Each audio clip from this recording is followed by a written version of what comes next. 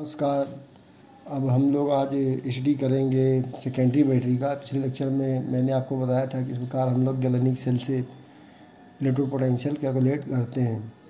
तो primary cell के बारे में बताया गया था, जिसमें different type of dry cells हम आप लोगों ने देखा और इसकी स्टडी की, किस प्रकार का इसका यूज़ करते हैं और रिचार्जेबल नहीं होती है। वो सिर्फ एक बार उसे हम इलेक्ट्रिकल एनर्जी यूज़ कर लेते हैं तो वो डिस्चार्ज हो जाती है, दोबारा उसे प्रयोग में नहीं ले सकते। तो सेकेंडरी बैटरीज़ में हमारा सबसे ज़्यादा इम्पॉर्टेंट जो पहली बैटरी आती है वो है लेड स्टोरेज बैटरी, ऐसे हम लेड एसिड सेल्स भी कहते हैं। ये इस टाइप का जो सेल होता है इसे हम स्टोरेज बैटरी ही क्यों कहते हैं, क्योंकि इसमें अधिक मात्रा में हम लोग इलेक्ट्रिसिटी जनरेट कर सकते हैं और काफ़ी समय तक लॉन्ग लाइफ तक प्रयोग कर सकते हैं। इलेक्ट्रोलाइट के रूप में इसमें एसिड का प्रयोग किया जाता है, डिफरेंट होते हैं। तो this type of cell is called storage battery cell which can work both as a voltaic cell as well as electrical cell.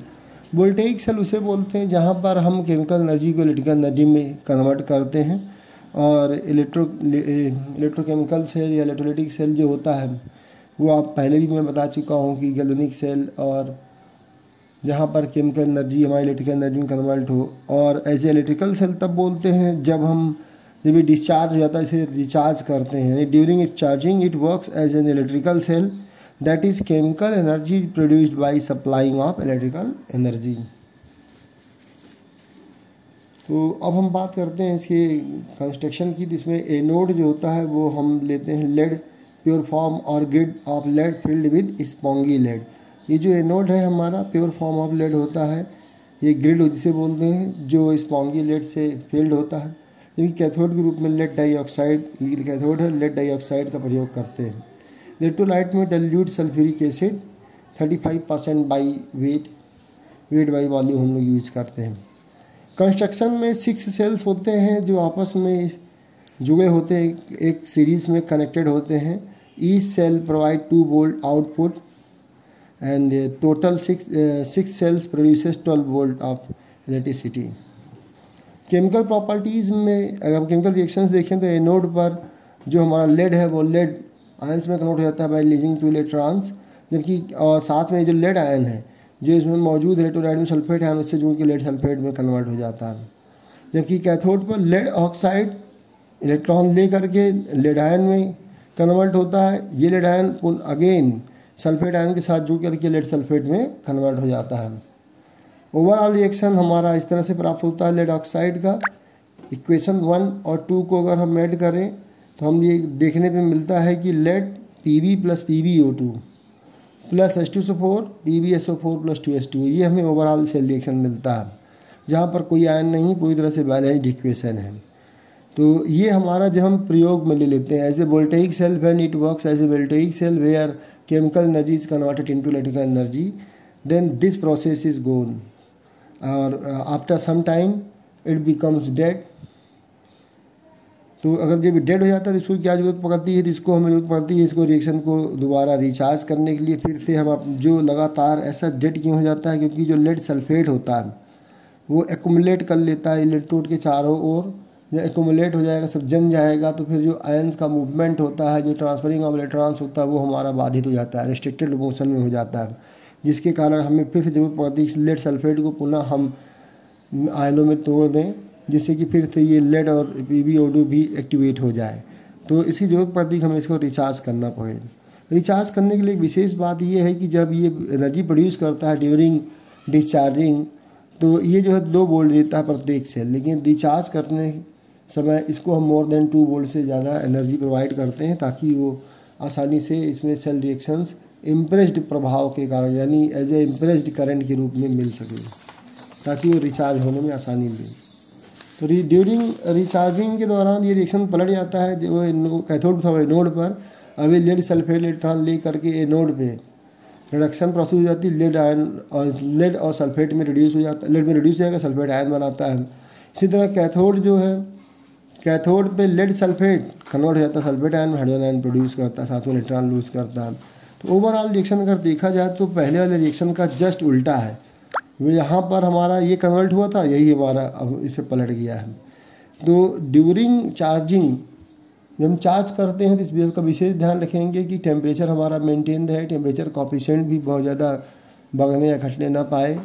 नहीं तो जैसा कि मैंने आपसे गिब्स बेल्टोज इक्वेशन में बताया था कि टेम्परेचर बढ़ने या घटने पर इलेक्ट्रोड पोटेंशियल प्रभावित होता है, या तो हमें हीट सप्लाई करनी पड़ती है या बाहर से देनी पड़ती है, या तो बैटरी द्वारा हीट रिलीज होती है। तो उसका बड़ा यूज है, इसलिए टेम्परेचर मेंटेन रहे, एक निश्चित टेम्परेचर पे ही रिचार्ज होना चाहिए। दूसरा एग्जांपल है रिचार्जेबल बैटरी का, nickel cadmium cell, another useful battery. Lead storage battery का एप्लीकेशन अगर हम देखें तो ऑटोमोबाइल्स में है, पावर स्टेशन में, यूपीएस सिस्टम में किया जाता है। इसके अलावा घरों में इन्वर्टर के रूप में भी प्रयोग किया जाता है। निकल कैडमियम सेल भी आल्सो बहुत ही यूजफुल है। इसका यूजेस हमारा वायरलेस टेलीफोन्स में, रिमोट कंट्रोल में, इलेक्ट्रिकल मॉडल बोर्ड्स में किया जाता है या कार्स में किया जाता है nickel cadmium cell. Nickel cadmium cell आप देख रहे होंगे कि जैसे ड्राई सेल है उसी तरह का एक बना होता है। इसमें कैडमियम की जो रॉड जो होती है बनी होती है बीच में, जिसके चारों ओर ये सेपरेटर लगा देते हैं, और इसमें एक कैथोड के रूप में निकल ऑक्साइड हाइड्रोक्साइड का प्रयोग किया जाता है। इलेक्ट्रोलाइट में एल्कलाइन इलेक्ट्रोलाइट KVH का प्रयोग करते हैं। इसकी इफिशियंसी क्या है कि इसकी इफिशियंसी बहुत ज़्यादा है, लगभग 1.2 वोल्ट प्रत्येक सेल प्रोड्यूस करता है, और 6 सेल का अगर हम एक सीरीज ले लें तो लगभग 7.2 volt can be produced by the nickel cadmium cell. Chemical reactions में हम देखें तो एनोड पर जो है कैडमियम हाइड्रोक्साइड का यानी ऑक्सीडेशन शो करता है, जबकि कैथोड पर निकल ऑक्साइड हाइड्रोक्साइड जो रिडक्शन शो करता है। ओवरऑल रिएक्शन हमारा कैडमियम निकल हाइड्रोक्साइड ऑक्साइड हाइड्रोक्साइड ये इस तरह से हमारा बनता है। तो जब हम ड्यूरिंग डिस्चार्ज करेंगे तो ये रिएक्शन हमारा पलट जाता है, यानी राइट वाला लेफ्ट में कन्वर्ट हो जाता है। इसमें एक विशेष बात ये है कि इलेक्ट्रोलाइट जो KVH है वो इस रिएक्शन में कंज्यूम नहीं होता है।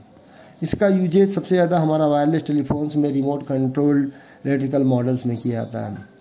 तीसरा एग्जांपल है हमारा लिथियम सॉलिड स्टेट बैटरी, जो बहुत ही अच्छी बैटरी मानी जाती है, नॉन टॉक्सिक होता है, लाइट बहुत होता है, लाइट वेट के कारण इसका प्रयोग बहुत ज़्यादा होता है, और इट प्रोड्यूसेस हाई वोल्टेज। इसका जो इफिशियंसी होती है वो निकल कैडमियम और लेड स्टोरेज से भी ज़्यादा होती है। एनोड के रूप में इसमें हार्ड कार्बन यानी लिथियम का ही प्रयोग, प्योर लिथियम विद कार्बन लेते हैं। ग्रेफाइट भी हो सकता है, LiC6 या Li3 के रूप में लेते हैं। Anode is generally made up of type of porous carbon. Cathode में हमारा मैग्नीज डाइऑक्साइड MnO2 या लिथियम Mn2O4 LiNiO2 या LiCO2 ले लेते हैं। इलेक्ट्रोलाइट के रूप में पॉलीमर इलेक्ट्रोलाइट लिक्विड लेते हैं which consist lithium salt such as lithium LiPp6 या लिथियम ब्रोमाइड का ले लें, लिथियम बोरान क्लोराइड ले लें। ये एक ऑर्गेनिक सॉल्वेंट के साथ, जैसे ऑर्गेनिक सॉल्वेंट में हमारे एथिलीन कार्बोनेट के साथ ये पेस्टेड होते हैं इलेक्ट्रोलाइट के रूप में। इनका मोस्ट जो एप्लीकेशन हमारा जो कॉमन एप्लीकेशन वो कंप्यूटर्स में है, लैपटॉप्स में है, डिजिटल कैमरास में है, सेल फोन्स में किया जाता है। तो ये आप देख रहे होंगे कि एनोड पर ये लिथियम है और यहाँ पर MnO2 है।